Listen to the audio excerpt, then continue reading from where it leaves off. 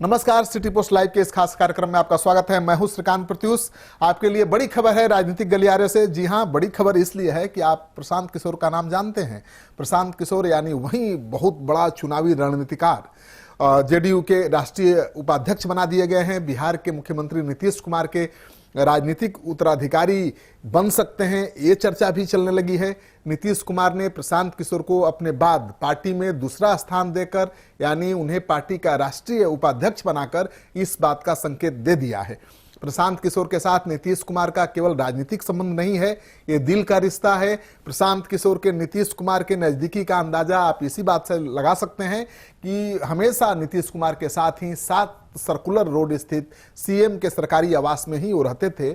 जब 2014 में नरेंद्र मोदी की जीत सुनिश्चित करने के बाद प्रशांत किशोर बिहार के सीएम नीतीश कुमार के संपर्क में आए तो उनके मुरीद हो गए। राजनीतिक गलियारों में पीके के नाम से चर्चित प्रशांत किशोर नीतीश के डेवलपमेंट एजेंडा और गुड गवर्नेंस की नीति से खासे प्रभावित थे। इसलिए 2015 में लालू से हाथ मिलाने के बावजूद प्रशांत किशोर ने नीतीश की शख्सियत को धुरी बनाते हुए चुनावी रणनीति बनाई। प्रशांत किशोर की रणनीति का नीतीश कुमार को काफी फायदा हुआ। लोकसभा चुनाव में करारी शिकस्त झेल चुके नीतीश कुमार ने अपनी खोई हुई जमीन हासिल की। लालू प्रसाद और कांग्रेस के साथ नीतीश कुमार ने भारी बहुमत के साथ एनडीए पर जीत दर्ज की। बिहार विधानसभा 2015 के चुनाव में नीतीश कुमार के लिए तैयार बिहार में बहार है, नीतीश कुमार है, काफी सुर्खियों में नारा रहा था। जीत के बाद कुर्ता पैजामा में उनकी एक नीतीश कुमार के साथ तस्वीर टीवी और अखबारों की प्रमुख सुर्खियां बनी थी। और बिहार विधानसभा चुनाव 2015 में जीत मिलने के बाद सीएम नीतीश कुमार ने प्रशांत किशोर को राज्य मंत्री का दर्जा दे दिया था। महागठबंधन टूटने और बीजेपी के साथ नई सरकार बनाने के बाद उन्हें इस पद से हटा दिया गया था। सूत्रों के हवाले से जो खबर आ रही थी कि इस बात को लेकर प्रशांत किशोर काफी नाराज थे। कुछ दिन पहले ही नीतीश कुमार ने उन्हें पार्टी में शामिल किया है किसी तरह से मनाकर, और मंगलवार को उन्हें पार्टी का राष्ट्रीय उपाध्यक्ष बनाकर उन्होंने अपने राजनीतिक उत्तराधिकारी बनाने का इरादा साफ कर दिया है। पार्टी में नंबर 2 का स्थान देकर इस चर्चा को मुख्यमंत्री ने हवा दे दिया है कि पीके ही नीतीश कुमार के उत्तराधिकारी होंगे। वैसे आप एक बात समझ लीजिए कि नीतीश कुमार बार बार कहते हैं कि हम जाति के नेता नहीं हैं, हम परिवार की राजनीति नहीं करते हैं, और नीतीश कुमार पर ऐसा आज तक आरोप भी नहीं लगा है जातिवादी होने का या परिवार को वो आगे बढ़ाने का राजनीति में। और ऐसे में पीके को अगर वो उत्तराधिकारी अपना बना देते हैं, राजनीतिक वारिस बना देते हैं, तो ये बहुत बड़ी बात होगी। और नीतीश कुमार अगर ऐसा करते हैं तो उसके पीछे बहुत बड़ी राजनीति भी है, क्योंकि नीतीश कुमार जिस बिरादरी से आते हैं उसका वोट बैंक बहुत कम है। इसके बावजूद 15 साल से वो सत्ता पर काबिज हैं। गवर्नेंस के लिए जाने जाते हैं, गुड गवर्नेंस के लिए पूरे देश में उनका नाम है।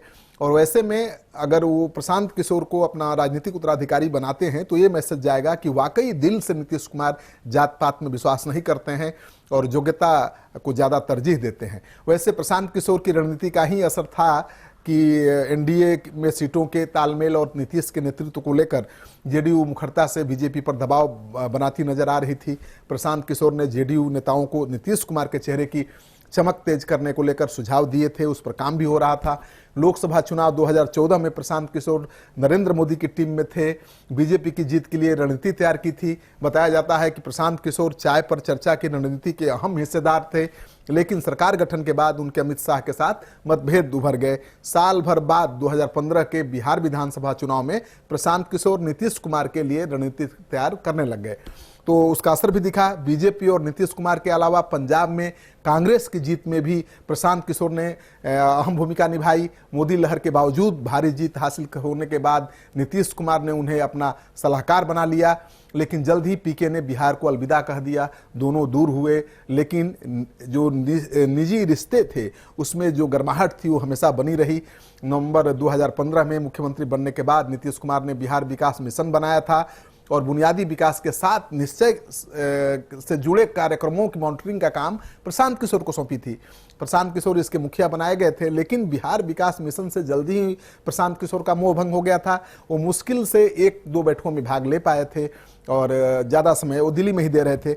लेकिन जब नीतीश कुमार ने दोबारा उनको लाया पार्टी में तो ये चर्चा आम हो गई कि आखिर एक चुनावी रणनीतिकार जो हर पार्टी का अजीज है, हर पार्टी का प्यारा है, जो हर पार्टी के शीर्ष नेताओं से संबंध रखता है, जो फिर क्यों एक पार्टी ज्वाइन कर रहा है, एक क्षेत्रीय पार्टी। तो अब साफ हो गया है, तस्वीर साफ हो गई है। प्रशांत किशोर ने ऐसे ही जेडीयू ज्वाइन नहीं किया है, बल्कि नीतीश कुमार उनको अपना राजनीतिक उत्तराधिकारी बनाने वाले हैं।